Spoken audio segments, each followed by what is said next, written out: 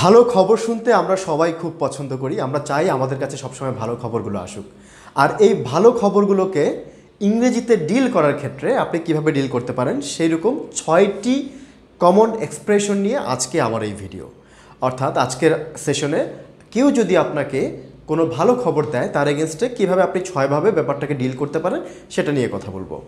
প্রথমত হচ্ছে যে যদি আপনি প্রথম কোনো একটা গুড নিউজ যদি কারো কাছ থেকে শুনেন তখন আপনি তাকে কি বলতে পারেন? বলতে পারেন অসাম। কি বলতে পারেন? অসাম। অথবা এমন একটা গুড নিউজ যে গুড নিউজটা আপনি আশা করেননি বাট চলে এসেছে, তখন আপনি বলতে পারেন দ্যাটস গ্রেট। কি বলতে পারেন? That's great. ধরুন আপনার কোনো একজন জুনিয়র বা কোনো একজন ছোট অথবা আপনার কোনো একজন কলিগ আপনাকে একটা গুড নিউজ দিল তার সম্পর্কিত, অর্থাৎ এই গুড নিউজটি হচ্ছে তার নিজের সম্পর্কিত কোনো একটা গুড নিউজ। সে হয়তো গ্র্যাজুয়েশন শেষ করেছে অথবা সে দেশের বাইরে স্কলারশিপ পেয়েছে, এই ধরনের কোনো একটা গুড নিউজ আপনাকে দিল।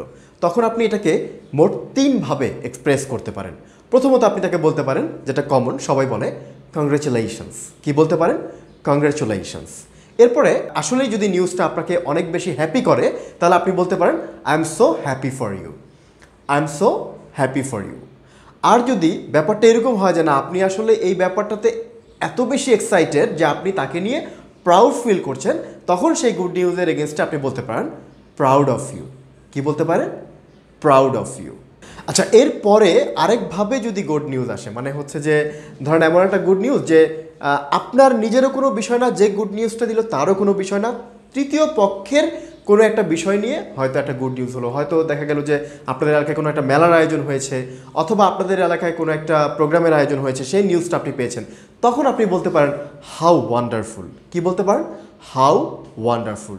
সো এইরকমভাবে, মানে আমি এই যে 6 প্রকার বললাম, এই 6 রকমভাবে কিন্তু আপনি কি করতে পারেন, যে কোনো একটা গুড নিউজকে কিন্তু আপনি রিসিভ করতে পারেন কিংবা তার এগেনস্টে আপনি রেসপন্স করতে পারেন।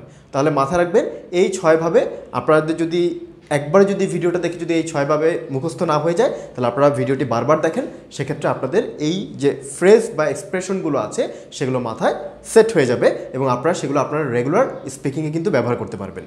আর অবশ্যই এই ভিডিওটি কেমন লাগলো কমেন্টে জানাবেন, লাইক এবং শেয়ারের মাধ্যমে। আমরা চাই যে আপনারা আপনাদের মতামত আমাদের কাছে পৌঁছে দিন এবং ভিডিওটি ভালো লাগলে বন্ধুদের সাথে শেয়ার করে দিন। তো এই ভিডিওটি যদি ফেসবুক থেকে দেখে থাকেন ফেসবুকের পেজটি ফলো করে ফেলুন, আর যদি এটি ইউটিউব থেকে দেখে থাকেন তাহলে চ্যানেলটি সাবস্ক্রাইব করুন আমাদের নিয়মিত নতুন ভিডিও পেতে। আজকে এই পর্যন্তই। Thank you very much.